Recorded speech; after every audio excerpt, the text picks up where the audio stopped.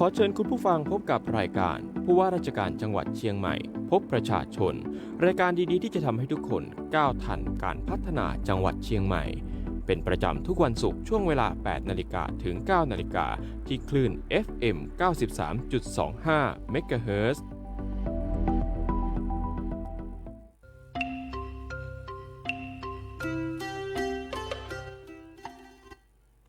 ทักทายคุณผู้ฟังทุกท่านครับขอต้อนรับเข้าสู่ช่วงรายการผู้ว่าราชการจังหวัดเชียงใหม่พบประชาชนครับเราพบกันเป็นประจำทุกวันศุกร์ครับตั้งแต่ช่วงเวลา 8 นาฬิกาถึง 9 นาฬิกาวันนี้พบกับผมเมทัศน์จำศรีนะครับเป็นผู้ดำเนินรายการสำหรับรายการผู้ว่าราชการจังหวัดเชียงใหม่พบประชาชนครับเราก็สามารถติดตามกันได้ไม่ว่าจะเป็นทางแฟนเพจ Facebook ของสวท.เชียงใหม่ PRD นะครับนอกจากนี้ยังมีเครือข่ายของเราที่มีการรับสัญญาณกันด้วยไม่ว่าจะเป็นสวท.ฝาง FM 89.25 เมกะเฮิรตซ์นะครับขณะที่ใครที่รับฟังผ่านวิทยุของจังหวัดเชียงใหม่ก็จะมีคลื่น FM 93.25 เมกะเฮิรตซ์ FM 98 เมกะเฮิรตซ์แล้วก็ AM 639 กิโลเฮิรตซ์นะครับสำหรับรายการผู้ว่าราชการจังหวัดเชียงใหม่พบประชาชนในวันนี้ครับเรามีประเด็นที่น่าสนใจเป็นอย่างมากเลยโดยเฉพาะเรื่องของโรคหลอดเลือดสมองเชื่อว่าเป็นโรคที่ใครหลายคนเนี่ยมักจะมองข้ามกันแล้วก็มันเกี่ยวเนื่องกับเรื่องของพฤติกรรมการใช้ชีวิตประจำวันด้วยที่ในปัจจุบันจะเห็นชัดเจนเลยว่าเราเนี่ยมักมีพฤติกรรมด้านสุขภาพที่แย่ลงนะครับอย่างเช่นเรื่องของการไปรับประทานของหวานต่างๆโดยที่ไม่คำนึงถึงร่างกายของตนเองเพราะฉะนั้นวันนี้เนี่ยในช่วงแรกเราก็จะพูดถึงเรื่องของโครงการที่จะมาช่วยลดโอกาสการเกิดโรคหลอดเลือดสมองนะครับสำหรับโครงการแสงนำจ่ายไทยทั้งชาตินั่นเองนะครับนอกจากนี้เรายังมาติดตามกันเรื่องของสถานการณ์โควิด -19 ในช่วงที่ผ่านมาจะเห็นได้ชัดเจนเลยว่าตอนนี้เนี่ยเรื่องของโควิด -19 เริ่มมีการแพร่ระบาดมากยิ่งขึ้นหลายท่านก็กังวลว่าเจ้าโควิด -19 ที่แพร่ระบาดในตอนนี้เนี่ยมันอันตรายมากน้อยแค่ไหนนะครับสาเหตุมาจากอะไรและกลุ่มเสี่ยงเป็นกลุ่มไหนบ้างนะครับก็จะพามาติดตามกันเรื่องนี้กับทางรองนายแพทย์สาธารณสุขจังหวัดเชียงใหม่ด้วยนั่นเองนะครับขณะที่ช่วงที่2นะครับเราก็จะมีประเด็นสำคัญเช่นเดียวกันเป็นเรียกว่าเป็นงานที่จะช่วยส่งเสริมเรื่องความเท่าเทียมกันนะครับไม่ว่าท่านจะเป็นเพศทางเลือกนะครับเพศชายเพศหญิงหรือว่าเพศที่3หรือว่า LGBTQ+ นะครับเรื่องของการส่งเสริมประเด็นเชียงใหม่Pride 2025 นะครับเป็นงานที่จะจัดขึ้นในเร็วๆนี้แล้วก็มีกิจกรรมที่น่าสนใจมากมายเลยนะครับก็อยากจะเชิญชวนทุกท่านเนี่ยมาร่วมติดตามกันด้วยในช่วงที่2นะครับแต่อย่างไรก็ตามก่อนที่เราจะมาดูรายละเอียดในเรื่องนี้ครับล่าสุดจะพาคุณผู้ฟังมาติดตามกันจากข้อมูลของกรมอุตุนิยมวิทยาครับคุณผู้ฟังล่าสุดมีการประกาศเรื่องของฝนตกหนักถึงหนักมากบริเวณประเทศไทยฉบับที่5นะเขาก็บอกว่าในระหว่างวันที่23ถึง27พฤษภาคมนะครับขอให้พี่น้องประชาชนในบริเวณประเทศไทยระวังอันตรายจากฝนที่จะตกเพิ่มมากยิ่งขึ้นจะมีฝนตกหนักถึงหนักมากและฝนที่ตกสะสมอาจจะทำให้เกิดน้ำท่วมฉับพลันน้ำป่าไหลหลากรวมไปถึงดินโคลนถล่มได้นะครับโดยเฉพาะพื้นที่ที่อยู่ลาดเชิงเขาใกล้ทางน้ำไหลผ่านและพื้นที่ลุ่มควรที่จะหลีกเลี่ยงการเดินทางผ่านบริเวณที่มีฝนฟ้าคะนองและเส้นทางที่มีปัญหาน้ำท่วมซ้ำซากนะครับสำหรับวันที่23วันนี้นะครับในพื้นที่ภาคเหนือจังหวัดที่จะได้รับผลกระทบก็จะมีจังหวัดแม่ฮ่องสอนเชียงใหม่เชียงรายลำพูนลำปางพะเยาน่านแพร่อุตรดิตถ์ตากพิจิตรพิษณุโลกและเพชรบูรณ์นะครับจริงๆก็มีในหลายพื้นที่นะวันที่24ก็จะมีแม่ฮ่องสอนเชียงใหม่เชียงรายลำพูนลำปางพะเยาน่านแพร่อุตรดิตถ์นะครับถ้าเกิดว่าเรามาดูข้อมูลเจาะจงที่จังหวัดเชียงใหม่ข้อมูลจากกรมอุตุนิยมวิทยานะครับก็แจ้งออกมาชัดเจนเลยว่าวันนี้เราจะมีฝนตกอยู่ที่70%ของพื้นที่นะครับส่วนวันพรุ่งนี้ปริมาณฝนจะเพิ่มมากขึ้นมากกว่าเดิมนะครับจะอยู่ที่80%ยาวไปจนถึงวันจันทร์เลยครับหลังจากนั้นวันอังคารก็จะอยู่ที่70%เ อังคารกับพุธจะลดเหลือ70%เอาง่ายๆก็คือตั้งแต่วันนี้จนถึงวันพุธเนี่ยจะมีปริมาณฝนฟ้าคะนองอยู่ที่ระหว่าง70%ถึง80%เพราะฉะนั้นใครจะเดินทางไปไหนมาไหนนะครับคุณผู้ฟังอย่าลืมที่จะเช็ครถเช็คคนให้ดีสภาพยางเป็นยังไงบ้างเพราะว่าโอกาสการเกิดอุบัติเหตุก็สูงมากยิ่งขึ้นด้วยการขับรถขับรานะครับอยากจะให้คุณผู้ฟังทุกท่านเนี่ยปฏิบัติตามกฎจราจรไม่ต้องขับอย่างเร่งรีบบางคนขับรถเร็วมากเลยพอเวลาเราขับรถเร็วมากเนี่ยสภาพถนนมันจะเป็นเหมือนฟิล์มคุณผู้ฟังพอเป็นเหมือนฟิล์มเสร็จโอกาสที่รถจะเหินน้ำเนี่ยมันก็จะมีสูงมากเลยยิ่งเฉพาะทางลงเขาต่างๆยิ่งต้องระมัดระวังเพราะฉะนั้นจะเดินทางไปไหนมาไหนวางแผนกันให้ดีตรวจสภาพรถตรวจสภาพคนให้พร้อมด้วยนะครับนอกจากนี้วันนี้ถือว่าเป็นวันสำคัญของชาวเชียงใหม่นะครับเพราะวันนี้จะมี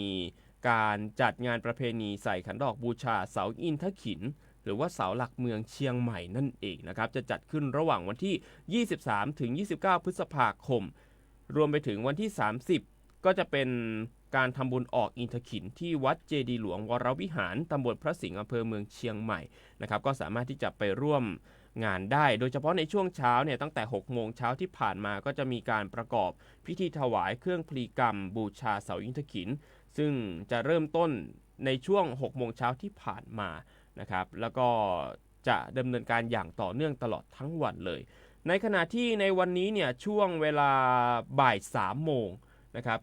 จะมีการทำบุญ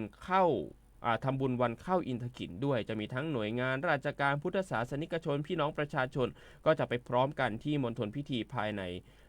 พระวิหารหลวงพระอุโบสถนะครับจะมีพ่อเมืองเชียงใหม่นี่แหละครับก็จะเป็นประธานจุดธูปเทียนเครื่องนมัสการบูชาพระรัตนตรัยด้วยนั่นเองนะครับนี่ก็ถือว่าเป็นอีกหนึ่งประเพณีสำคัญใครที่จะเข้าร่วมนะครับใครที่จะเข้าร่วมพี่น้องประชาชนนะครับสามารถที่จะแต่งชุดพื้นเมืองเข้าร่วมได้นะครับก็จะมีหน่วยงานที่เกี่ยวข้องคอยให้บริการพี่น้องประชาชนอยู่ครับก็ไปร่วมกันได้นะแล้วก็ในวันนี้ในช่วง2 ทุ่มนะครับจะมีทางนางสาวสุดาวันหวังสุภกิจโกศลรัฐมนตรีว่าการกระทรวงวัฒนธรรมมาเป็นประธานด้วยนะครับในเรื่องของกิจกรรมข่วงวัฒนธรรมในงานประเพณีใส่ขันดอกบูชาเสาอินทขิฬนะครับสามารถมาร่วมกันได้คุณผู้ฟังครับในช่วงแรกนะครับเดี๋ยวจะพาคุณผู้ฟังมาติดตามกันในเรื่องของสถานการณ์โรคหลอดเลือดสมองต้องบอกว่าเป็นโรคที่ใครหลายคนมักจะมองข้ามกันและหลายคนนะครับต้องเป็นอัมพฤกษ์อัมพาตเพราะเจ้าโรคตัวนี้นะครับเดี๋ยววันนี้ครับจะพาคุณผู้ฟังครับมาติดตามกันกับเรื่องของสถานการณ์โรคหลอดเลือดสมองรวมไปถึงการจัดโครงการแสงนำใจไทยทั้งชาตินะครับตอนนี้เราอยู่กับทางคุณนฤมลขันตีกุลรองนายแพทย์สาธารณสุขจังหวัดเชียงใหม่สวัสดีครับท่านครับสวัสดีค่ะครับท่านครับก่อนอื่นขอถามก่อนเลยครับเรื่องของสถานการณ์โรคหลอดเลือดสมองตอนนี้เป็นยังไงบ้างฮะค่ะจากข้อมูลนะคะในปี 2567 นะคะเรามีผู้ป่วยที่เป็นหลอดเลือดสมองเนี่ยนะคะประมาณ 350,000 กว่าคนนะคะแล้วก็มีเสียชีวิตประมาณ35,000 คนนะคะซึ่งถ้าเป็นข้อมูลของจังหวัดเชียงใหม่เนี่ยเพราะว่าอัตราการตายของผู้ที่เป็นโรคหลอดเลือดสมองเนี่ยนะคะในปี 2564 ถึง 2567 เนี่ยก็อยู่ร้อยละ 6.4 ถึงร้อยละ 7.74 ค่ะซึ่งในปี 2567 เนี่ยอัตราการตายของเรานี้ของเชียงใหม่นะคะ 6.75 ค่ะซึ่งก็เป็นข้อมูลร้อยละ6 ถึง 7นะคะที่เสียชีวิตค่ะเพราะฉะนั้นก็จะเป็นเมื่อเกิดโรคเนี่ยก็อาจจะมีอัตราการเสียชีวิตอยู่พอสมควรซึ่งอัตราการเสียชีวิตของโรคหลอดเลือดสมองเนี่ยนะคะเป็นอันดับ2ค่ะรองจากโรคหัวใจขาดเลือดนะคะเรื่องนี้คือตัวเลขค่ะสถานการณ์เนี่ยแนวโน้มก็ยังมีอยู่ระหว่างถ้าอัตราการเสียชีวิตนะคะก็อยู่ระหว่าง6 ถึง 7ค่ะเพราะฉะนั้นตรงนี้ก็แต่อย่างไรก็ตามเมื่อเกิดขึ้นมานอกจากเสียชีวิตแล้วมันจะมีอาการที่อาจจะเป็นอัมพฤกษ์อัมพาตหรือเป็นผู้ป่วยติดเตียงใช่ไหมคะตรงนี้ก็เป็นสิ่งที่เราต้องเฝ้าระวัง ค่ะ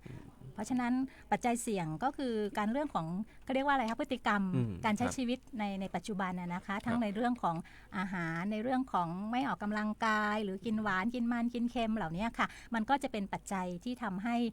เกิดเรามีความเสี่ยงอย่างเงี้ยค่ะสูบบุหรี่จัดหรือดื่มแอลกอฮอล์กลุ่มเหล่านี้ก็จะเป็นที่เป็นปัจจัยเสี่ยงทั้งหมดนะคะครับเท่าที่ดูเรื่องของพฤติกรรมของพี่น้องประชาชนแล้วเนี่ยเท่าที่สังเกตดูเนี่ยมันมีแนวโน้มที่จะ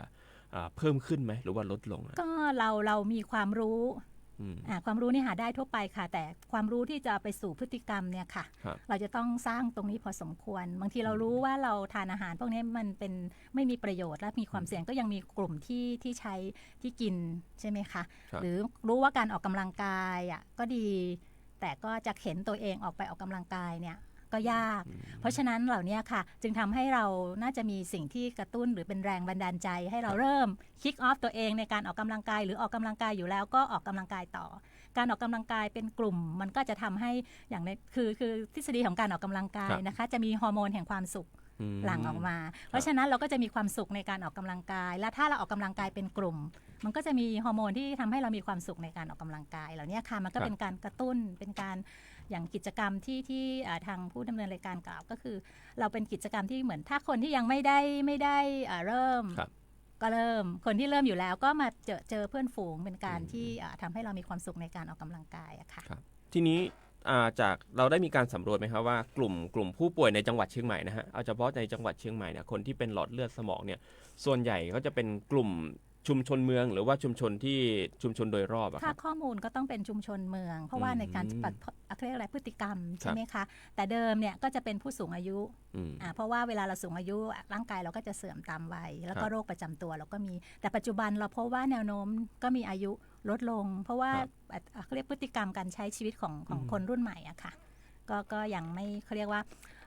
อาจจะใช้ชีวิตแบบไม่ถูกต้องในเรื่องการรับประทานในเรื่องการเลือกอาหารในเรื่องอะไรเหล่านี้ค่ะเพราะฉะนั้นเหล่านี้เป็นปัจจัยสำคัญค่ะแสดงครับก็แสดงว่าตอนนี้สิ่งที่เรากังวลก็คือเราเริ่มพบผู้ป่วยโรคหลอดเลือดสมองในกลุ่มคนที่อายุน้อยลงค่ะใช่ค่ะใช่ค่ะอย่างนี้เราทางสสจ.เองเนี่ยเราได้มีการวางแผนในการแก้ไขปัญหานี้ยังไงบ้างฮะเราก็เป็นอย่างที่พี่นำเรียนนะคะว่าความรู้เนี่ยทุกคนจะรู้แต่เราจะทำอย่างไรให้คนที่รู้แล้วเปลี่ยนพฤติกรรมตัวเองเหล่านี้ค่ะเป็นสิ่งที่สำนักงานสาธารณสุขตระหนักแล้วก็พยายามจะสร้างให้เกิดพฤติกรรมเหล่านี้ขึ้นนะคะเราจะมีบุคคลต้นแบบมีองค์กรต้นแบบที่ในเรื่องของการออกกำลังกายอะไรเหล่านี้นะคะเพราะว่าการออกกำลังกายเป็นหนึ่งในปัจจัยที่ทำให้ช่วยเราลดภาวะเสี่ยงของพวกอาการของที่เป็นโรคหลอดเลือดสมองค่ะครับเห็นว่าโครงการแสงนำใจนี่เป็นโครงการเฮดหลักเลยที่จะนำมาแก้ไขปัญหาเรื่องของโรคหลอดเลือดสมองอย่างที่นำเรียนนะคะว่าเป็นโครงการที่1ก็อาจจะเป็นกระตุ้นปัจจัยให้เราเริ่มหันมามองตัวเองในการออกกำลังกาย2ก็คือคนที่ออกกำลังกายอยู่แล้วก็เป็นเวทีที่เราให้มาพบเจอกันแล้วก็เป็นเหมือนกับเป็นการรณรงค์ให้กับคนที่ไม่เห็นการออกกำลังกายยังไม่คิดอยากก็เริ่มมันจะมีทั้งตัวบุคคลและเป็นครอบครัวเด็กๆอะไรอย่างเงี้ยค่ะที่ครั้งนี้เราเป็นการจัดครั้งที่11นะคะเพราะนั้นเราจัดอย่างต่อเนื่องค่ะแล้วก็ในปีที่ผ่านมาเนี่ยก็มีความสนุกสนานมีพาเด็กมาออกกำลังกายอะไรเงี้ยค่ะเป็นการที่เขาเรียกว่าเป็นทำให้มุมมองในการออกกำลังกายและทำให้เกิดการรักการออกกำลังกายนี่คือเป็นกิจกรรมหนึ่งที่เราคิดว่าเราสมควรเราเห็นด้วยเราก็น่าจะทำนะคะอย่างต่อเนื่องอย่างเงี้ยค่ะซึ่งเป็นนโยบายนะคะเป็นพระราชนโยบายของพระบาทสมเด็จพระเจ้าอยู่หัวอยู่แล้วด้วยอย่างเงี้ยค่ะอยากจะให้ขยายข้อมูลสักนิดหนึ่งสำหรับโครงการแสงนำใจนี่รายละเอียดโครงการมันเป็นอะไรยังไงบ้างลักษณะกิจกรรมเป็นยังไงค่ะพี่ขออนุญาตอย่างที่นำเรียนว่าครั้งนี้เป็นครั้งที่11นะคะพี่ก็มีตัวเลขที่น้องผู้รับผิดชอบเนี่ยให้มาก็คือครั้งที่10เนี่ยในจังหวัดเชียงใหม่เองเนี่ยมีผู้สมัครผู้วิ่งเนี่ยถ้า 8,000 กว่านะคะปีที่ผ่านมา2ปีเนี่ยเราวิ่งที่ศูนย์ประชุมนานาชาติใช่ไหมคะแต่ในปีนี้เราจัดที่อ่างเก็บน้ำหนองเขียวซึ่งพี่ก็จะไม่ค่อยคุ้นเคยเพราะว่าเราจะชื่อกันในการที่อ่างเก็บน้ำที่ห้องหอประชุมของอบจ.ใช่ไหมคะก็เป็นจุดที่มีวิวสวยงามนะจุดที่เรามีดอกไม้ที่งานดอกไม้อะค่ะที่ผ่านมาตอนปลายปีที่แล้วก็เป็นจุดที่สวยงามถ้าเราไปวิ่งเราก็จะมีความสุขเราไม่ต้องวิ่งแบบโอ้โหจะต้องเอาชนะหรืออะไรใช่ไหมคะเพราะเหรียญให้ทุกคนแล้วก็แต่เราวิ่งไปเราซึมซับกับความสุขนะคะเราวิ่งสนุกสนานถ่ายรูปมีวิวสวยๆให้ถ่ายค่ะเราจะจัดขึ้นในวันที่ วันที่2อาทิตย์ที่2นะคะพฤศจิกาค่ะเวลา6 โมงค่ะอาทิตย์ที่2พฤศจิกายนค่ะใช่ค่ะนะครับในปีนี้ค่ะอ๋อค่ะอย่างนี้รายละเอียดการเส้นทางการวิ่งนี่คือก็มีทั้งมี5 กิโลแล้วก็10 กิโลเช่นเดิมค่ะแล้วก็เรามีกิจกรรมในรายละเอียดของกิจกรรมนะคะเราก็จะมีทั้งกิจกรรมเฉลิมพระเกียรตินะคะพระบาทสมเด็จพระเจ้าอยู่หัวและสมเด็จพระราชินีค่ะเป็นการจัดนิทรรศการเพื่อที่จะพระราชกรณียกิจของพระองค์ท่านนะคะช่วงระหว่างวันที่27ถึงวันที่1พฤศจิกายนนี้ด้วยค่ะที่เป็นทั้งออนไลน์แล้วก็ทั้งออนไซต์นะคะแล้วก็ในเรื่องของกิจกรรมความรู้เรื่องหล่อเลือดสมองนะคะซึ่งออนไลน์แล้วก็ออนไซต์แล้วก็กิจกรรมที่3ก็คือกิจกรรมการออกกำลังกายนี่แหละค่ะซึ่งพี่จะเชิญชวนนะคะนอกจากในวันนี้แล้วเนี่ยเราก็ออกกำลังกายในสิ่งที่เราออกกำลังกายทุกสิ่งเขาเรียกว่าถูกกับจริตกับตัวเองบางคนวิ่งบางคนเดินบางคนปั่นเหมือนกับกิจกรรมเนี่ยนะคะเดินวิ่งแล้วก็ไบค์คือการปั่นใช่ไหมคะหรือบางคนอาจจะถนัดในการมีกลุ่มเป็นแอโรบิกเข้าฟิตเนสหรืออะไรก็แล้วแต่คือเป็นสร้างพฤติกรรมที่ถูกจริตกับตัวเองค่ะเป็นการลดความเสี่ยงในการเกิดโรคหลอดเลือดสมองนะคะคือเอาง่ายๆคือการออกกำลังกายมันไม่ใช่แค่การวิ่งเท่านั้นแต่เราสามารถที่จะแอโรบิกก็ได้หรือว่าจะไปเดินแกว่งมือก็ได้ใช่ไหมเลยไทยเก๊กหรืออะไรก็ตามที่เรามีความเหมาะกับจริตของเราเพราะแต่ละคนชอบไม่เหมือนกันจริงๆค่ะในการออกกำลังกายหาเราให้เจอแล้วก็ปรับพฤติกรรมของเราที่จะผัดวันประกันพรุ่งหรือหาว่าเราไม่มีเวลาเราเปลี่ยนตัวเองตรงนี้สักนิดนึงเพื่อสุขภาพเพื่อของเราเองนะคะทีนี้เรื่องของโครงการแสงนำใจเนี่ยเราจะมีการเปิดรับสมัครวันไหนลงทะเบียนวันไหนค่ะเรารับสมัครนะคะในวันตั้งแต่วันจันทร์ที่26ที่จะถึงนี้เลยนะคะตั้งแต่ 9 นาฬิกาซึ่งเป็นเขาเรียกเป็นออนไลน์ค่ะที่ไทยรันนะคะแล้วก็คลิกเข้าไปแล้วก็เลือกสนามที่คุณจะลงวิ่งนะคะเหมือนกับทุกปีที่ผ่านมาค่ะแล้วก็มีค่าสมัครเป็นค่าเสื้อค่ะค่าเสื้อเดี๋ยวพี่ขออนุญาต360มั้งคะแต่ถ้าเด็กๆเนี่ย240ค่ะก็เชิญชวนนะคะเพราะว่าตรงนี้พี่ยังมองว่าการวิ่งเนี่ยอย่างที่พี่นำเรียนค่ะว่ามันเป็นจุดเริ่มต้นของเราหรือว่าเป็นตัวที่เราจะเชิญชวนคนอื่นมาวิ่งแล้วก็ให้เราหรือถ้าเราวิ่งอยู่แล้วเนี่ยก็เป็นเพื่อนเป็นฝูงถ่ายรูปสวยงามเก็บไว้นะคะวิ่งเสร็จแล้วรูปยังไม่หมดโพสเฟซบุ๊กได้อยู่หมายถึงว่าสมมุติว่าเวลาเราจะไปลงทะเบียนนี่คือเราเข้า Google แล้วก็พิมพ์คำว่าไทยรันเลยนะไทยรันก็จะไปที่เว็บไซต์ของการวิ่งเนี่ยแหละค่ะแล้วก็มันจะมีสนามให้เลือกเลยค่ะแล้วก็ไซส์เสื้ออะไรอย่างเงี้ยค่ะแต่ว่ามันมีค่าส่งด้วยอะค่ะ60 บาทนะคะหรือว่าถ้าเราจะไม่มีค่าส่งก็เราจะไปรับที่สำนักงานจังหวัดอีกครั้งหนึ่งค่ะเดี๋ยวจะมีแจ้งในช่วงของเวลาค่ะโอเคครับพอเราเข้าไปที่ไทยรันเสร็จปุ๊บจะมีข้อความโชว์เข้ามาเลยถ้าที่เปิดรับถูกต้องไหมครับก็จะเป็นโครงการแสงน้ำใจของจังหวัดเชียงใหม่แสงน้ำใจคุณเลือกสนามค่ะมันมีหลายสนามให้เราเลือกนะคะเราก็เลือกคลิกเชียงใหม่ค่ะโอเคเชิญชวนนะคะผู้ดำเนินรายการวิ่งไหมคะวิ่งครับโอเคค่ะทีนี้เรื่องของโควต้าผู้สมัครเนี่ยเรามีจำกัดไหมว่าเราจะจำกัดไว้ที่กี่รายไม่จำกัดมั้งคะไม่จำกัดนะคะไม่จำกัดเพราะว่าเชิญชวนค่ะครับผมแต่สนามของเราเนี่ยเราก็กล่าวไว้ปีที่แล้ว 8,000 ใช่ไหมคะปีนี้10,000แล้วค่ะอยากจะได้มากกว่าเดิมทะลุนิดนึงครับแล้วอย่างนี้สมมติว่าเกิดไม่ได้ลงทะเบียนเอาไว้อะแล้ววันงานจริงๆเนี่ยเห็นว่าอยากจะร่วมก็คือสามารถเข้าไปวิ่งได้เช่นเดียวกันค่ะด้วยความยินดีค่ะเพราะว่าเราสามารถวิ่งด้วยกันได้เราจะมารู้จักกันในวันนั้นก็ได้หรือคนพี่ยังเคยนะคะไปวิ่งแล้วมาเจอพี่ที่ไม่ได้รู้จักกันมาแล้วเราก็ดีใจที่พี่เขาเกษียณอายุไปแล้วก็ยังมาวิ่งอย่างเงี้ยค่ะตัวพี่เองพี่เกษียณอายุปีนี้พี่ก็ว่าจะมาวิ่งครับผมทีนี้อยากจะให้เชิญชวนกันอีกสักครั้งหนึ่งสำหรับโครงการนี้นะครับสำหรับโครงการแสงน้ำใจเชิญชวนพี่น้องประชาชนสักนิดนึงครับก็เชิญชวนนะคะในโครงการแสงน้ำใจค่ะเป็นโครงการเฉลิมพระเกียรติของพระบาทสมเด็จพระเจ้าอยู่หัวนะคะแล้วก็เป็นโครงการที่ถ้าเราวิ่งเนี่ยเราก็จะเพื่อสุขภาพของตัวเราเองด้วยซึ่งพระองค์ท่านก็เห็นความสำคัญของการดูแลสุขภาพนะคะการวิ่งเป็นการเริ่มต้นของการที่จะดูแลสุขภาพของตัวเราเองเราเริ่มวันนี้ถ้าเราอย่างที่ว่าเรายังไม่ได้ออกกำลังกายเราก็เริ่มนะคะถือเป็นการคิกออฟตัวเราถ้าเราออกกำลังกายอยู่แล้วเราก็จะไปเจอเพื่อนฝูงที่ออกกำลังกายนะคะร่วมกันค่ะเพื่อสุขภาพของตัวเราเองค่ะสุขภาพดีไม่มีขายค่ะเราดูแลตัวเราเองค่ะครับผมมาอีกหนึ่งประเด็นที่น่าสนใจคุณผู้ฟังโควิด -19 ครับแหมท่านครับก็เปลี่ยนตัวเลขใหม่นะคะเพราะเอาสถิติครับค่ะครับในเรื่องของสถานการณ์ผู้ป่วยโควิด -19 ของเชียงใหม่ เป็นยังไงบ้างครับในช่วงนี้ค่ะก็มีแนวโน้มเพิ่มขึ้นนะคะมีแนวโน้มเพิ่มขึ้นแล้วก็ถ้าเป็นสถิติของประเทศจริงๆนะคะตอนนี้เราสะสมถึงสัปดาห์ที่21เนี่ยนะคะประมาณ139,000ค่ะก็คือเกือบ140,000ละนะคะแล้วก็มีอัตราการป่วยของประเทศนะคะ214ต่อแสนประชากรค่ะของเชียงใหม่เองเนี่ยสะสมมาในถึงสัปดาห์ที่21เนี่ย2,001นะคะก็คือ 2,000 กว่ารายอัตราป่วย123ค่ะแต่เมื่อเทียบกับจังของเรานะคะในปีนี้กับปีที่แล้วนะคะน้อยลงนะคะลดลงกว่าปีที่แล้วอัตราการป่วยค่ะแล้วก็ถ้าจะถามว่าสายพันธุ์ที่ตอนนี้ก็คือยังเป็นโอไมครอนเราพบสายพันธุ์ย่อยนะคะที่มีทำเน็ตใช่ไหมคะที่บอกว่ามีอัตราการที่ป่วยที่มากขึ้นใช่ไหมคะที่อัตราที่สายพันธุ์ย่อยอะไรนะ XEC ใช่ไหมคะสายพันธุ์ย่อย XEC ซึ่งสายพันธุ์นี้ก็เป็นสายพันธุ์ย่อยของโอไมครอนนะคะโอไมครอนที่ผ่านมาเนี่ยช่วงนี้นะคะเขาเรียกว่าอาการก็ไม่ได้รุนแรงนะคะก็เหมือนไข้หวัดมีไข้หวัดเจ็บคอมีน้ำมูกรับรสได้ไม่ดีนะคะจมูกไม่ได้กลิ่นยังคงเหมือนเดิมอาจจะมีท้องเสียมีอาเจียน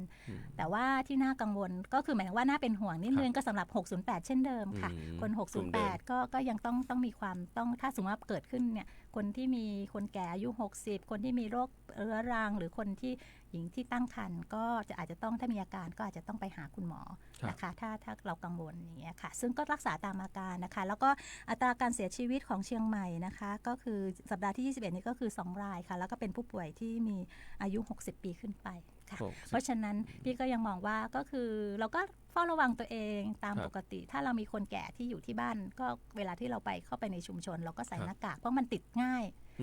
ขึ้นเพราะอาการมันไม่รุนแรงคนที่ป่วยนิดๆหน่อยๆก็ไม่ได้ระวังตัวเองเพราะฉะนั้นตัวเองก็อาจจะไปติดคนอื่นถ้าเราแข็งแรงเราก็ไม่เป็นไรแต่ถ้าเรามีเป็น608เป็นคนที่สูงอายุมีโรคประจำตัวเนี่ยเราก็อาจจะมีความเสี่ยงอย่างเงี้ยค่ะแล้วก็คือถ้าจะถามว่าวัคซีนจำเป็นไหมพี่ก็ยังมองว่าเรารักษาตัวเองอย่างนี้ก็โอเคค่ะร่างกายมันก็จะสร้างภูมิคุ้มกันขึ้นมาเองแล้วก็เราจำเป็นไหมก็อาจจะจำเป็นแต่ว่าเราดูแลตัวเองด้วยวิธีนี้ก็จะดีกว่านอนวัคซีนก็ยังได้ค่ะก็คือใส่หน้ากากล้างมือบ่อยๆเข้าไปในที่ชุมชนหรือไปก็ใส่หน้ากากนะคะยิ่งถ้าเรามีคนแก่ที่อยู่ที่บ้านผู้สูงอายุที่บ้านก็ดูแลตัวเองแบบนี้ค่ะหรือถ้าเรามีอาการที่มีหวัดมีน้ำมูกอะไรก็อาจจะตรวจ ATK ก็ได้อย่างซึ่งพี่เห็นในข่าวออนไลน์คุณหมวยใช่ไหมคะก็ยังจัดรายการอยู่แล้วก็ไม่ไอแล้วตรวจ ATK ก็ปิดหน้ากากแล้วก็กลับไปอย่างเงี้ยแล้วสูงแล้วคุณพิธีกรคุณหนุ่มกรรชัยถ้าเกิดอาการต้องเฝ้าระวังตัวเองเกิดอาการก็รักษาตัวเองเนี่ยค่ะบางคนก็อยู่ที่บ้านนะคะกินยานะคะแล้วก็รักษาตามอาการก็หายค่ะแล้วก็ตรวจ ATK แล้วเราก็เข้าไปทำงานได้ตามปกติถามว่าน่าห่วงไหมก็คือดูแลตัวเองปกตินะคะว่าระวังนิดนึงในผู้ป่วยที่608ค่ะก็ผู้ป่วยที่ทางเดินหายใจเรื้อรังหัวใจและหลอดเลือดไตวายหลอดเลือดสมองโรคอ้วนนะคะมะเร็งเบาหวานแล้วก็หญิงตั้งครรภ์ค่ะ608เดิมอะค่ะแล้วก็เฝ้าระวังแล้วก็ดูแลตัวเองค่ะทีนี้ผมขอเจาะนิดนึงสำหรับคนที่เสียชีวิตอะครับคือเป็นกลุ่ม60ปีขึ้นไปทีนี้คือเขาไม่ละเลยเหรอครับหรือว่าไม่ข้อมูลไม่ได้มีที่ในมือพี่นะคะแต่ว่าก็คือเป็นข้อมูลก็คือเป็นผู้ป่วยที่มีอายุที่เกิน60ปีขึ้นไปค่ะแต่ว่าข้อมูลอีกข้อมูลนึงก็คือผู้ป่วยที่ป่วยเนี่ยนะคะส่วนใหญ่เป็นผู้ป่วยที่ OPD ความหมายก็คือว่ากลับบ้านได้ไม่ได้อาการหนักถึงต้องเป็น IPD อย่างเงี้ยค่ะผู้ป่วยในค่ะก็ของเชียงใหม่เองเนี่ยผู้ป่วยในของเราก็อยู่แค่เท่าไหร่นะคะอยู่แค่ถ้าเป็นของประเทศนะคะผู้ป่วยในอยู่ 7.8% ของเชียงใหม่ 16% เป็นผู้ป่วยใน 16% ค่ะเพราะฉะนั้นก็คือยังเป็นผู้ป่วยนอกอยู่แต่ว่าอย่างที่พี่ว่าก็คือถ้าเราไม่รู้ตัวหรือเราไม่ได้ตรวจไม่ตรวจก็ไม่เจอใช่ไหมคะใช่เพราะฉะนั้นถ้ามีพี่จะหมายว่าถ้ามีอาการเราก็ต้องเฝ้าระวังตัวเองใส่หน้ากากเวลาถ้าเราเป็นไข้เราเป็นคนป่วยเราใส่ออกไปข้างนอกเราต้องใส่หน้ากากใช่ไหมคะแล้วก็เพื่อที่จะป้องกันไปติดคนอื่นหรือถ้าดีที่สุดก็คืออยู่ที่บ้านจนกว่าระยะติดเชื้อของคุณหายไปตรวจแล้วไม่เจอเชื้อคุณก็ถึงจะไปสู่ที่สังคมไปอยู่ที่ชุมชนเยอะๆอย่างเงี้ยค่ะหรือถ้าเรามีอย่างที่พี่ย้ำอีกทีว่าถ้าเรามีคนแก่ที่บ้านอ่ะเราก็ต้องใส่หน้ากากถ้าเราเข้าไปในชุมชนคนเยอะๆเหมือนเดิมเหมือนคือวิธีก็คือเหมือนตอนที่เป็นโควิดใช่ค่ะซึ่งตอนนั้นน่ะถ้าช่วงโควิดจะสังเกตว่าโรคทางเดินหายใจก็น้อยไปด้วยเพราะว่าทุกคนใส่หน้ากากไปไหนก็ใส่หน้ากากแต่ตอนนี้ ทุกคนไม่ค่อยใส่หน้ากาก เริ่มไม่ใส่กัน เริ่ แล้ ม ว ไม่ใส่แล้วก็ยิ่งอาการของเขาไม่เยอะด้วยอะค่ะ ครับ เป็นไอเป็นไข้เป็นหวัดเจ็บคออะไรเงี้ยก็ยิ่งไม่ทำให้อันเนี้ยทำให้คนไม่ได้ระวังตัวเอง แล้วก็อาจจะไปเผยแพร่คนอื่นเพราะอาการตัวเองไม่เยอะใช่ไหมคะ ใช่ครับ แต่อาการตัวเองไม่เยอะ แต่ว่าถ้าไปเจอคนที่เป็น 608 เนี่ย อ่า เขาอาจจะอาการมีเยอะขึ้นอย่างเงี้ยค่ะ ครับ ก็ต้องเฝ้าระวังค่ะ อยากจะให้คำแนะนำสักนิดนึงสำหรับพี่น้องประชาชนเน้นย้ำกันในครอบครัวเนาะที่มีกลุ่ม 608 อยู่ ใช่ค่ะ ข้อปฏิบัติควรทำอย่าง อ ไร ย่าง บ้าง จริง ฮะ ที่ว่าเลยค่ะก็ต้องตัวเราเองเป็นคนที่ออกไปข้างนอกใช่ไหม ครั คะ บ เราก็ต้องเฝ้าระวังตัวเองอย่าให้เอาตัวเราเนี่ยไปติดคนแก่เหมือนกับทุก ครับ ที่สมัยโควิดค่ะ แล้วถ้าเราจะให้คนแก่เนี่ยออกไปข้างนอกก็ใส่หน้ากากตัวเราเองอย่างที่บอกก็ใส่หน้ากากคือใส่หน้ากากคืออยู่ห่างจากคนชุมชนให้เยอะแล้วก็ห่างเมตรเนี่ยก็จำเป็นไอจามมันจะได้ไม่เข้าถึงเรา แล้วก็ ครับ ออกไปข้างนอกก็ล้างมือ ครับ ฉีดสเปรย์แอลกอฮอล์ยังใช้เหมือนเดิมค่ะเหมือนช่วงโควิด ครับ ที่เรา ผม ห่างเหินไปนะคะ แล้วก็อย่าไปเชื่อข่าวที่เขาว่ามีรุนแรงใช่ไหมคะเราออนไลน์เหล่านี้ก็อย่าเชื่อและอย่าแชร์ต่ออเพราะมันจะทำให้ตื่นตระหนกใน ครับ สังคม แทนที่จะเป็นการตระหนัก ครับ มันเป็นตระหนก สนุก มันต่างกันนะคะตระหนัก ครับ กับตระหนก เพราะฉะนั้นตรงนี้ค่ะก็อยากจะให้พวกเราสักนิดนึงถ้าเป็นข้อมูลถ้าเราไม่ชัวร์เนี่ยให้ถามเจ้าหน้าที่ให้ถามบุคลากรทางสาธารณสุขถ้าเป็นเกี่ยวกับสุขภาพนะคะ ครับ ถ้าเรื่องอื่นๆก็ถามกับผู้รู้ที่เราคิดว่าเป็นผู้เชี่ยวชาญ อย่า ครับ เชื่อดอทไปเรื่อยไปเทื่อย อืม พี่หนุ่มว่า ใช่ ดอท ใช่ ดอทอะไรก็ไม่รู้อย่างเงี้ย ใช่ ใช่ไหม ครั คะ บ หมายว่าเราไม่รู้ว่าแหล่งที่มานะอันเนี้ยจำเป็นสำคัญมากสำหรับตัวเราที่จะเป็นส่วนที่สร้างความตระหนกตระหนัก ไม่ใช่สร้างความตระหนักเป็นสร้างความตระหนกให้กับคนอื่นไปค่ะ ครับผ นะ ม คะดูแลตัวเองใส่หน้ากากระยะห่างยังคงจำเป็นออกไปข้างนอกกลับบ้านล้างมือบ่อยๆอยู่ข้างนอกก็ล้างมือบ่อย ครับ ๆฉีดสเปรย์แอลกอฮอล์เหมือนเดิมค่ะ ครับผมต้อง ค่ะ ขอบพระคุณอย่างสูงเลยครับ ค่ะ ทางคุณนฤมลขันติกุลครับท่านรองนายแพทย์สาธารณสุขจังหวัดเชียงใหม่ที่มาร่วมรายการกับเราในวันนี้ขอบคุณครับท่านค ค่ะ รับ ยินดีค่ะยินดี คุณผู้ ค่ะ ฟังจะเห็นได้อย่างชัดเจนเลยนะครับเอาในเรื่องของโควิด -19 ก่อน เราจะเห็นได้ชัดเจนว่าในปัจจุบันเนี่ยเจ้าโควิด -19 จากตั้งแต่สายพันธุ์เดลต้านะสายพันธุ์เดลต้านี่คือมีความรุนแรงค่อนข้างที่จะเยอะเป็นอย่างมากเลยนะครับแต่ว่าพอหลังจากนั้นเนี่ยพอมันมีการกลายพันธุ์มาเนี่ยมันทำให้คนเราติดเชื้อได้ง่ายก็จริง แต่ว่าความรุนแรงเนี่ยมันจะลดลงนะครับอันนี้ก็เป็นรุ่นลูกของโอไมครอนและนะครับเป็นรุ่นลูกของโอไมครอนและความรุนแรงก็จะลดลงยิ่งกว่าเดิม แต่ว่าสิ่งที่เราจะต้องระวังเลยเนี่ยก็คือกลุ่ม 608 กลุ่ม 608 มีใครบ้าง ผู้สูงอายุ 60 ปีขึ้นไปนะครับผู้ป่วย 7 กลุ่มโรคเรื้อรัง และหญิงตั้งครรภ์กลุ่มนี้เนี่ยก็จะต้องระมัดระวัง เพราะว่าเวลาที่ป่วยเป็นโควิด -19 เนี่ยมันอาจจะมีโอกาสที่จะเจอโรคแทรกซ้อนได้มากยิ่งขึ้น เพราะว่าสุขภาพภูมิคุ้มกันต่างๆเนี่ยมันก็จะลดลงนะครับโอกาสการเสียชีวิตในคนกลุ่ม 608 เนี่ยก็ยังคงมีสูงอยู่นะครับขณะที่เรื่องของโรคหลอดเลือดสมอง อันนี้เป็นโรคที่ใครหลายคนมองข้ามเป็นอย่างมากสิ่งที่น่าตกใจที่สุดก็คือ เราเริ่มเห็นผู้ป่วยโรคหลอดเลือดสมองในกลุ่มเด็กๆกันแล้วแสดงว่าพฤติกรรมการกินพฤติกรรมการใช้ชีวิตเนี่ยไม่ค่อยถูกสุขอนามัยเพราะฉะนั้นก็เป็นหน้าที่ของคุณพ่อคุณแม่ผู้ปกครองนะอย่างแรกท่านต้องเป็นตัวอย่างก่อนว่าในเรื่องของการใช้ชีวิตอย่างถูกสุขอนามัยต้องกินอะไรต้องรับประทานอะไรวันหนึ่งคนกินขนมได้มากน้อยแค่ไหนนะครับนอกจากนี้ถ้าเกิดว่าเราปล่อยให้บุตรหลานป่วยเป็นโรคหลอดเลือดสมองนะสิ่งที่ตามมาก็คือเรื่องของภาระค่าใช้จ่ายนะครับก่อนที่จะไปพักเดี๋ยวเราทักทายคุณผู้ฟังสักนิดหนึ่งนะครับคุณผู้ฟังที่รับฟังผ่านคลื่นวิทยุ FM 93.25 นะครับของสวทเชียงใหม่ AM 639 FM 98 นะครับนอกจากนี้ก็จะมีของสวทฝางอยู่ที่ FM 89.25 แล้วก็คนที่รับฟังผ่านเพจ Facebook ของสวทเชียงใหม่ PRB นะครับมีหลายท่านทักทายกันเข้ามาแล้วนะครับไม่ว่าจะเป็นพี่พงศักดิ์สันติธารายนทักทายเข้ามาแล้วก็จะมีทางพี่พระเครื่องทั่วไทยพี่พักเครื่องทั่วไทยบอกว่าสวัสดีมีความสุขยามเช้าครับทุกท่านนะครับแล้วก็ตอนนี้เนี่ยทางนครศรีธรรมราชโควิดก็เริ่มที่จะระบาดเช่นเดียวกันนะครับนอกจากพี่พักเครื่องแล้วก็จะมีพี่ณภศรดูตะคูตระกูลนะครับพี่สิริพงษ์ปวนคามบอกว่ารับฟังอยู่ที่อำเภอบ้านจังหวัดลำพูนเนอร์นะครับนอกจากนี้จะมีพระเดชพระคุณพระขัตติยะอังกุรกุลศรีอัมภัยนะครับก็ ทักทายกันเข้ามาด้วยนะเขาบอกว่าพระเดชพระคุณบอกว่าโรคเส้นเลือดสมองตีบตันต่างๆถือว่าเป็นภัยร้ายเป็นภัยเงียบที่น่ากลัวมากๆเลยนะครับพี่ดีพอตาโตพี่ลุงแปะดินปลูกแล้วก็หลายๆท่านเนี่ยทักทายกันเข้ามาแล้วนะครับคุณผู้ฟังครับในช่วงที่2ของเรานะครับก็ถือว่าเป็นอีกหนึ่งกิจกรรมที่น่าสนใจไม่แพ้กันเลยกับเรื่องของการจัดงานเชียงใหม่ Pride 2025 นะครับเดี๋ยวในช่วงหน้าเราจะพาคุณผู้ฟังมาติดตามกันว่าการจัดงานนี้เรามีกิจกรรมที่น่าสนใจอะไรบ้างนะครับเดี๋ยวในช่วงนี้พักฟังสปอร์ตกันสักครู่หนึ่งครับ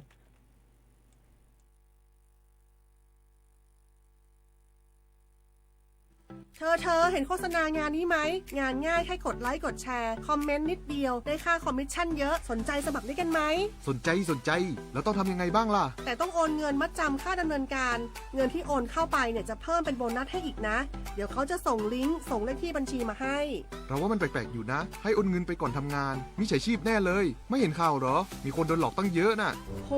มีฉาชีพจริงๆด้วยอะเมื่อกี้ไปเช็คในบัญชีแบ็คลิสต์ขึ้นชื่อมาเลยเกือบโอนเงินไปแล้วเชียวอย่าเชื่ออย่าคุยอย่าโลภอย่าโอนคิดให้รอบคอบก่อนตกเป็นเหยื่อด้วยความปรารถนาดีจากสำนักงานประชาสัมพันธ์ที่3กรมประชาสัมพันธ์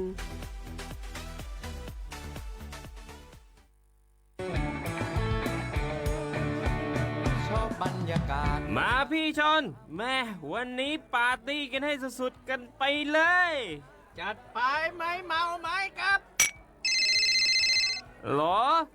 พ่อกลับบ้านได้แล้วเดี๋ยวพรุ่งนี้ก็ต้องไปส่งลูกไปโรงเรียนแต่เช้าอีกจะดื่มอะไรนักหนาเนี่ยนะตื่นไว้อยู่แล้วจะอะไรกันนักกันหนาขอสนุกกับเพื่อนหน่อยดิเหนื่อยมาทั้งวันแค่นี้นะพี่ไปร้านอื่นต่อไปก็ไปพี่ทำไมรถคันนี้มันขับช้าจังเลยอะแซงไปเลยพี่แซงไปไฟแดงก็พาไปเลยพี่ตรงเนี้ยมันไม่มีกล้องไม่โดนจับชัวเอาวะไปก็ไปเฮ้ยพี่ระวังรถบนท้องถนนการตัดสินใจพลาดเพียงครั้งเดียวอาจไปถึงความสูญเสียอย่าให้ความสนุกเพียงชั่วครู่กลายเป็นความเศร้าชั่วชีวิตด้วยความปรารถนาดีจากสำนักงานประชาสัมพันธ์ที่3กรมประชาสัมพันธ์ทุกครั้งที่ใช้สิทธิบัตรทองหรือบัตร30 บาทอย่าลืมพกบัตรประชาชนเพื่อยืนยันการใช้สิทธิไม่ว่าจะไปรักษา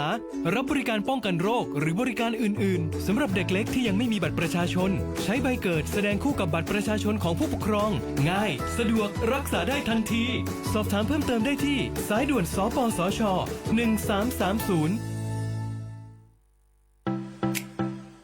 เธอเห็นโฆษณางานนี้ไหมงานง่ายแค่กดไลค์กดแชร์คอมเมนต์นิดเดียวได้ค่าคอมมิชชั่นเยอะสนใจสมัครด้วยกันไหมสนใจแล้วต้องทำยังไงบ้างล่ะแต่ต้องโอนเงินมัดจำค่าดำเนินการเงินที่โอนเข้าไปเนี่ยจะเพิ่มเป็นโบนัสให้อีกนะเดี๋ยวเขาจะส่งลิงก์ส่งเลขที่บัญชีมาให้เราว่ามันแปลกๆอยู่นะให้โอนเงินไปก่อนทำงานมิจฉาชีพแน่เลยไม่เห็นข่าวเหรอมีคนโดนหลอกตั้งเยอะน่ะโหมีฉาชีพจริงๆด้วยอะเมื่อกี้ไปเช็คในบัญชีแบ็คลิสต์ขึ้นชื่อมาเลยเกือบโอนเงินไปแล้วเชียวอย่าเชื่ออย่าคุยอย่าโลภอย่าโอนคิดให้รอบคอบก่อนตกเป็นเหยื่อด้วยความปรารถนาดีจากสำนักงานประชาสัมพันธ์ที่3กรมประชาสัมพันธ์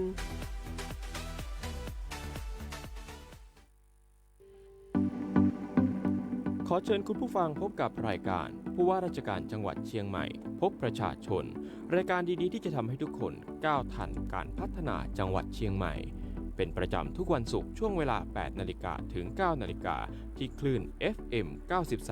93.25 เมกะเฮิรตซ์มาต่อกันในช่วงที่ 2 ของรายการผู้ว่าราชการจังหวัดเชียงใหม่พบประชาชนครับวันนี้เรามากับประเด็นที่น่าสนใจเป็นอย่างมากแล้วก็ต้องบอกว่าเป็นประเด็นที่จะช่วยสร้างโอกาสให้กับประเทศไทยเป็นอย่างมากเลยนะครับกับเรื่องของการจัดกิจกรรม เชียงใหม่ Pride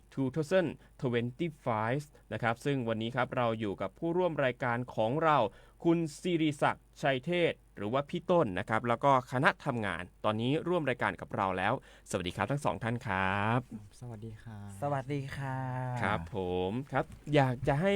พี่ต้นแล้วก็ทีมงานเนี่ยพูดถึงเรื่องของการจัดกิจกรรมในครั้งนี้หน่อยว่าวัตถุประสงค์หลักๆของเราเลยเนี่ยเรามีวัตถุประสงค์อะไรครับ ก็วันนี้นะคะวัตถุประสงค์หลักๆของเชียงใหม่พรายของเราต้องบอกว่าจังหวัดเชียงใหม่พรายเป็นจังหวัดแรกของประเทศไทยที่จะเป็นเปิดเทศกาลงานพรายทั่วประเทศไทย วัตถุประสงค์ของเราก็คือหนึ่งก็คือว่าเราต้องการให้คนสร้างคว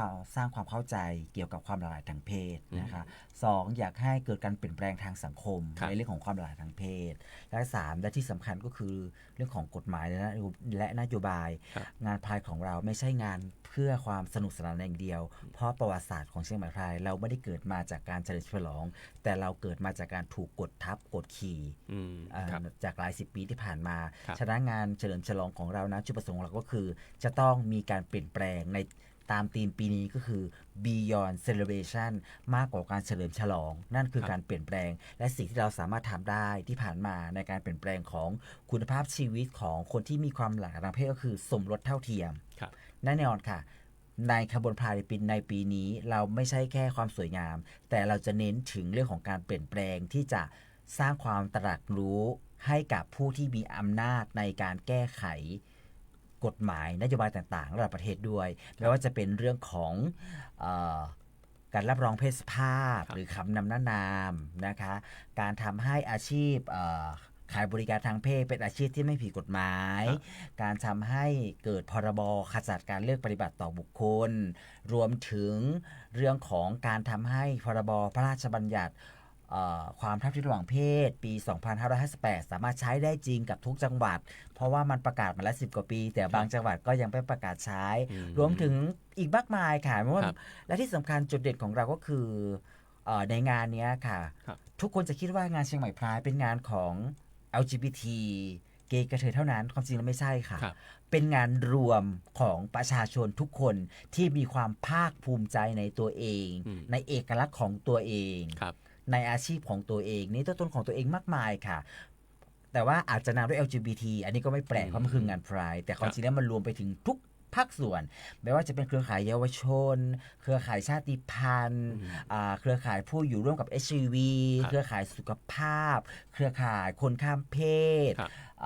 เครือข่ายผู้ทำงานกับเหมืองเครือข่ายผู้ทำงานกับเรื่องของที่ดินเครือข่ายที่ทำงานเกี่ยวกับเรื่องของสุขภาพในระบบทั้งแบบว่ารัฐและเอกชนนะคะแล้วก็อีกมากมายเลยค่ะที่คือเชียงใหม่มีจุดเด่นคือตรงนี้ค่ะที่ว่างานเชียงใหม่งานพรายไม่ใช่งานของ LGBT แต่มันเป็นงานของทุกคนที่มีความภาคภูมิใจในทั้งตัวเองอาชีพและอัตลักษณ์มากมายค่ะครับผมสำหรับการจัดงานในครั้งนี้เราจัดขึ้นที่ไหนมีกิจกรรมอะไรที่น่าสนใจบ้างครับเดี๋ยวจะให้คุณอุ้มเล่าเรื่องกิจกรรมเนาะปีนี้เราใช้คำว่าเชียงใหม่พรายเฟสติวัลฉะนั้นคำว่าเฟสติวัลก็คงไม่จัดวันเดียวเนาะใช่ครับเราก็มีหลายกิจกรรมเลยด้วยกันนะครับก็ในปีนี้นะครับเชียงใหม่พรายครับทางคณะกรรมการก็ได้ร่วมมือกันนะครับหลายภาคส่วนในการจัดกิจกรรมทั้งหมด3กิจกรรมด้วยกันครับโดยกิจกรรมแรกครับจะเป็นเริ่มของวันนี้ครับในสถานที่ก็จะเป็นที่พันทิพย์ไลฟ์สไตล์ครับเชียงใหม่ครับอยู่ในใจกลางเมืองครับในบาซ่านี่เองนะครับในวันแรกนะครับวันที่23วันศุกร์นี้ครับเราก็จะมีเป็นโครงการครับเรียกว่าเป็นโครงการเสวนาครับเสริมสร้างความเข้าใจความหลากหลายทางเพศสิทธิมนุษยชนและความพรบความเท่าเทียมทางเพศครับในวันนี้เราก็จะมีการประกวดสูงวัยพายครับหรือ Elderly Pride ด้วยนะครับก็ในงานวันนี้เราก็จะเริ่มกันที่ประมาณบ่ายโมงครับที่พันทิพย์ไลฟ์สไตล์ครับเชียงใหม่นะครับแล้วก็จะมีการเปิดกิจกรรมครับแล้วก็มีการประกวดวาดภาพถ่ายภาพครับแล้วก็ในนี้เราก็ได้ประชาสัมพันธ์ไปแล้วในเพจของ Facebook Fanpage เชียงใหม่พายนะครับแล้วก็จะมีการแสดงครับจากกลุ่มพี่น้องเยาวชนผู้สูงอายุต่างๆเข้ามาร่วมการแสดงในเวทีนะลานกิจกรรมของพันทิพย์ไลฟ์สไตล์ครับเชียงใหม่นะครับแล้วก็ ก็จะมีการประกวด Elderly Pride ด้วยเสร็จจากนั้นก็จะมีการเสวนาวิชาการทั้งหมด2ช่วงซึ่งหัวข้อหลักๆครับของวันนี้นะครับของกิจกรรมแรกวันที่23วันนี้เราก็จะมีการเสวนาในประเด็นของเรื่องความหลากหลายทางเพศพูดถึงสถานการณ์ความเท่าเทียมนะครับทางเพศในพื้นที่จังหวัดเชียงใหม่ครับแล้วหลังจากนั้นเราก็จะช่วงเข้าสู่การเสวนาวิชาการช่วงที่2ก็จะพูดถึงเรื่องประเด็นของแรงงานและความเท่าเทียมทางเพศครับนะครับในเบื้องต้นกิจกรรมนี้ก็เราก็จะมีการแถลงข่าวครับ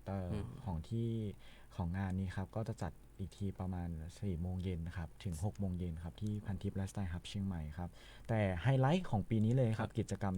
ของเชียงใหม่พายที่เราบอกว่าเราเป็นจังหวัดแรกครับที่เปิดเทศกาลพายครับอยู่ที่วันอาทิตย์วันที่25ครับโดยจะเป็นเขาเรียกว่าเป็นเชียงใหม่พายพาเลทครับที่เราจะจัดตั้งขบวนกันครับเริ่มตั้งแต่5 โมงเย็นเลยครับที่พุทธสถานครับพุทธสถานจังหวัดเชียงใหม่เนี่ยครับแล้วก็จะเดินขบวนครับรณรงค์ครับแล้วก็จะมีการแสงสีเสียงอลังการครับมีการแต่งตัวมีการแสดงครับมีการแฟลชม็อบมีการจัดริ้วขบวนให้มีเกิดความน่าสนใจครับตลอดทั้งเส้นทางเราเริ่มตั้งแต่พุทธสถานเราตั้งขบวน5 โมงเย็นใช่ไหมครับหลังจากนั้นเราก็จะเดินไปที่ไนท์พลาซ่าเชียงใหม่ครับถนนลอยเคาะครับแล้วก็ไปที่ลานอเนกประสงค์คือขวงประตูท่าแพครับแล้วเราก็ไปเริ่มจัดกิจกรรมที่นั่นครับในกิจกรรมวันนั้นนะครับของเย็นวันหลังจากเราเดินขบวนพาเหรดเสร็จแล้วอะไรเงี้ยแล้วก็จะมีการเปิดงานเปิดกิจกรรมแล้วก็มีการแสดงครับเปิดโชว์จากเยาวชนและสัญชาติครับมูลนิธิบีมครับว่ากันไปแล้วก็จะมีช่วงกล่าวปราศัยครับให้ตัวแทนจากทุกภาคส่วนทั้งภาครัฐ NGO แล้วก็จากผู้ที่มาจากหลากหลายขับเคลื่อนครับประเด็นทางสังคมหลากหลายประเด็นนะครับเข้ามาได้พูดปราศัยกันครับเป็นตัวแทนของฝั่งพื้นที่หรือคนในพื้นที่ในสังคมนะครับหลังจากนั้นเราก็จะมีประกวดเขาเรียกว่าประกวดเชียงใหม่ Pride Ambassador ครับเพื่อประชาสัมพันธ์ในกิจกรรมนี้แล้วก็เราก็จะมีนะครับว่าจุดเขาคิดว่างานนี้ครับเราก็นอกจากที่เราพูดไปเมื่อกี้ว่าเป็นตัวแทนจากทุกภาคส่วนนะครับเราก็จะมีการทำสัญลักษณ์เปิดงานกันครับเพื่อให้มันรับกันเพราะว่าในพรายมันจริงๆมันเริ่มเดือนมิถุนาครับแต่จริงๆก็ไม่ใช่มิถุนาครับทุกเดือนทุกวันครับก็ยังเป็นช่วงที่ทุกคนสามารถมีความรู้สึกภาคภูมิใจกับตัวเองได้นะก็แต่ในฐานะที่เชียงใหม่ครับจัดเป็นที่แรกเนี่ยเราก็อาจจะส่งมอบให้จังหวัดอื่นๆในภายเดือนหน้าครับเราก็เลยเลือกเลยว่าวันอาทิตย์สุดท้ายของเดือนพฤษภาของทุกปีครับเชียงใหม่เนี่ยก็จะจัดงานเชียงใหม่พรายขึ้นครับประมาณนี้ครับก็หลังจากนั้นนะครับหลังจากประกวดครับเราก็จะมีไฮไลท์นอกจากกิจกรรมสำคัญเราก็จะมีกล่าวเฉลิมฉลองครับในตามธีมปีนี้คือ Beyond Celebration ใช่ไหมครับมากกว่าการเฉลิมฉลองคือการเปลี่ยนแปลงครับก็อย่างที่ทราบกันว่าต้นปีที่ผ่านมาเราพรบสมรสเท่าเทียมครับ Same Sex Marriage เนี่ยได้อนุมัติแล้วครับแล้วก็อาจจะมีการแถลงการแสดงจุดยืนครับก็จะมีแล้วก็ปิดจบด้วยการประกวดครับเชียงใหม่ Pride Ambassador ครับก็เป็นอันที่จบงานของวันอาทิตย์นี้นะครับวันที่25ก็ขอเชิญชวนครับทุกคนครับเข้าร่วมwalk in ครับมาร่วมโดนขบวนพาเหรดได้ครับร่วมเซเลบรตร่วมกันครับแล้วก็มาร่วมงานครับที่ขวงประตูท่าแพได้เลยนะครับแต่หลังจากกิจกรรมไฮไลท์ของเราครับเราก็จะมีกิจกรรมที่อันนี้จะสืบเนื่องก็คือตลอดแบบว่าเปิดงานเพื่อจัดไปตลอดทั้งเดือนมิถุนาเลยคือเดือนไพร์มันเนี่ยครับเราก็จะมีนิทรรศการครับก็คือเมื่อวันที่23กิจกรรมแรกที่จัดที่พันทิพย์ครับเราจะมีการประกวดภาพถ่ายภาพวาดใช่ไหมครับดังนั้นเราก็จะมีการเป็นเชียงใหม่ไพร์เอ็กซิบิชันครับจัดนิทรรศการครับเราก็เลยขอทางพื้นที่พันทิพย์เนี่ยในวันที่27ก็คือวันอังคารครับหลังจากเดินพาเหรดเสร็จเนี่ยเราก็จะให้ทุกคนหรือศิลปินครับที่ได้เข้าแข่งขันผู้เข้าประกวดเอาผลงานนะครับมาอธิบายแล้วก็มาจัดนิทรรศการครับแล้วก็อาจจะมีการพูดคุยเล็กน้อยครับพูดถึงแบบแรงบันดาลใจเบื้องหลังผลงานแล้วก็มุมมองด้านความเสมอภาคระหว่างเพศครับแล้วก็อาจจะมีแฟชั่นโชว์เกิดขึ้นครับในวันที่27นี้ครับอันนี้ก็เป็นภาพรวมคร่าวๆของกิจกรรมทั้ง3กิจกรรมครับที่ทางคณะทำงานเชียงใหม่พายครับได้ร่วมกันจัดทำครับและตั้งใจจะนำเสนอให้ทุกคนได้เข้าร่วมครับในงานปีนี้ครับกิจกรรมแต่ละกิจกรรมถือว่าน่าสนใจเป็นอย่างมากเลยนะครับวันนี้เสวนาใช่ไหม25ก็จะเป็นเรียกว่าไฮไลท์เลยแหละจะมีขบวนมีพาเหรดใช่ไหมฮะแล้วก็27ก็จะเป็นการแสดงผลงานเนาะทีนี้ผมขออนุญาตถามเรื่องของสถานการณ์ความเท่าเทียมทางเพศในปัจจุบัน ตอนนี้เป็นยังไงบ้าง ก็เท่าที่เห็นอยู่ ครับ ทุกคนหลายคนจะมองว่าประเทศไทยเป็น LGBT paradise สมญานามเป็นสวงสวรรค์แห่งคนเพศหลากหลาย ครับ แต่จริงๆแล้วอันนี้คือสมญานามที่ต่างประเทศเขาให้เรา แต่ความจริงแล้วมันยังคงเหมือนเดิม ถึงแม้ว่าสมรสเท่าเทียมจะผ่านไป แต่ไม่ได้หมายความว่าความเท่าเทียมมันจะเกิดขึ้น ครับ เพราะบางอย่างมันก็ยังมีข้อจำกัดอยู่ ของกฎหมายสมรสเท่าเทียม ก็คือเรื่องของการได้สัญชาติ ครับ ใช่ไหมฮะ เราใช้ฉบับเดียวกัน แต่ว่าชายหญิงได้สัญชาติไทย ครับ เนาะแต่ว่าสำหรับ LGBT ยังไม่ได้เห็นไหมครับมันก็ยังมีข้อช่องว่างอยู่2แม้กระทั่งพรบความเท่าเทียมระหว่างเพศปี 58 ครับ ที่เป็นพรบที่ดีที่สุด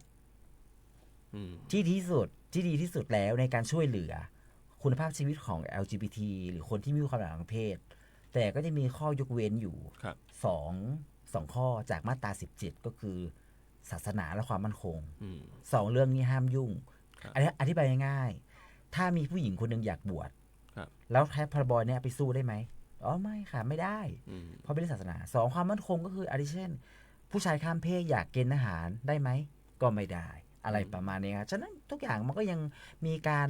เขาเรียกอะไรมีการเลือกปฏิบัติ ครับ ถึงแม้จะมีพรบอันที่ 3 ที่สำคัญมากที่สุดเลยคือว่า อยากต้องขอถามดีเจเลย ครับ คุณรู้หรือยังว่าประเทศไทยมีพรบความเท่าเทียมระหว่างเพศปี 2558 อ้าว โอ้บางคนไม่รู้นะ บางคนไม่รู้นะนักเรียนไม่ทราบเลยนะทั้งที่เป็นพรบที่ใช้ได้จริง ครับ แล้วก็ที่ผ่านมาเนี่ยเราใช้พรบนี้ช่วยเหลือน้องๆ เยอะมากมาย ไม่ว่าจะเป็นเรื่องของการแต่งกาย ครับ ตามเพศสภาพในโรงเรียน ทั้งใน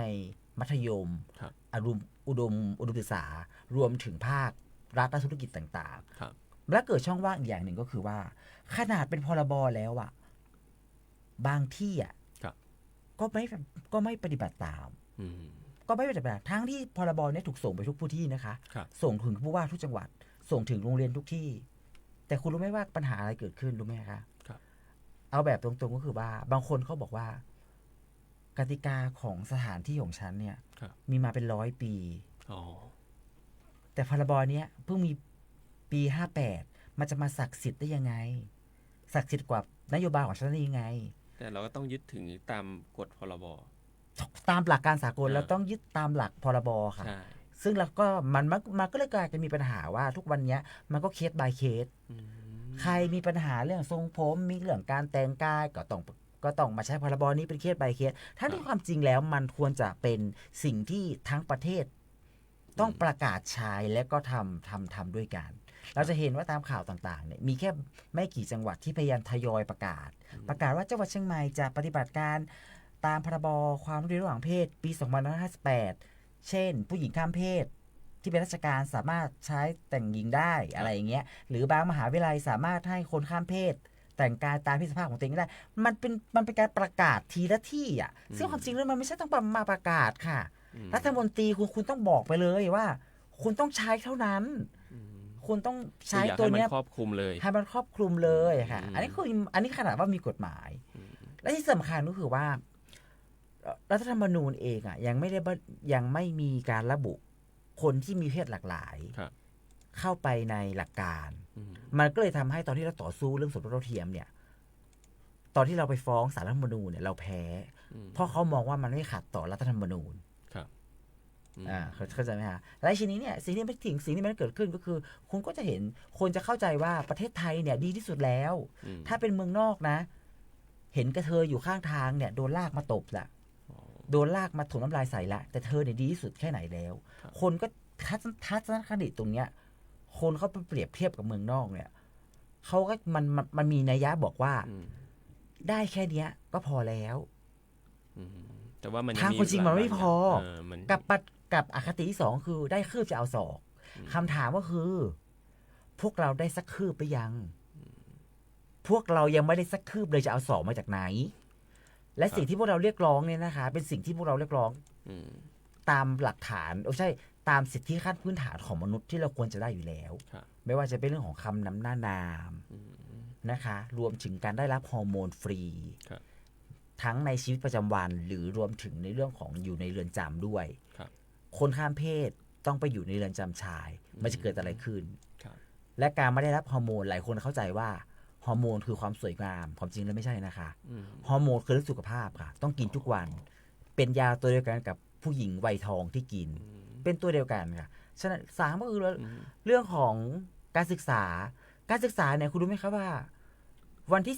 17 พฤษภาคม 2562 เนี่ยเปลี่ยนหลักสูตรแล้วนะคะ อืม เปลี่ยนหลักสูตรเมื่อก่อนน่ะหลักสูตรการศึกษาเนี่ยพูดเรื่องเพศว่าไงรู้ไหมคะ ครับ หลงเพศ เบี่ยงเบนทางเพศ วิปริตเป็นเพศแล้วก็มีภาพนางโชว์ขึ้นมา แล้วก็มีบางโรงเรียนที่แบบว่ามีคำถามแปลกประหลาด เช่น ถ้าคุณมีเพื่อนเป็นเกย์คุณจะทำยังไง เช่น ตีตัวออกห่างอะไรเงี้ยหรือบางมหาวิทยาลัยมาโรงเรียนออกสมุดให้คะแนนอะ ครับ อะไรบ้างที่จะเป็นเกณฑ์ให้โดนลงทันพักการเรียนหรือไล่ออก ครับ 1. ทะเลาะวิวาท 2. ยาเสพติด 3. ชู้สาว 4. เป็นเพศที่ไม่ตรงกับภาคกำเนิดเป็นเพศที่ไม่ตรงกับเพศกำเนิดคำถามคือการที่เราเป็นกระเทยเนี่ยมันถึงขั้นต้องมาลงทันกันถึงขนาดนั้นเลยเหรอ ก็แสดงว่ามันอาจจะต้องมีการผลักดันกันอีกเยอะเลย อีกเยอะ ในรื่องนี้ ค่ะแล้วก็บางที่ตัดคะแนนด้วย แล้วก็บางที่ตัดคะแนนบางที่ก็ไล่ออกบางคน ครับ แล้วก็รวมถึง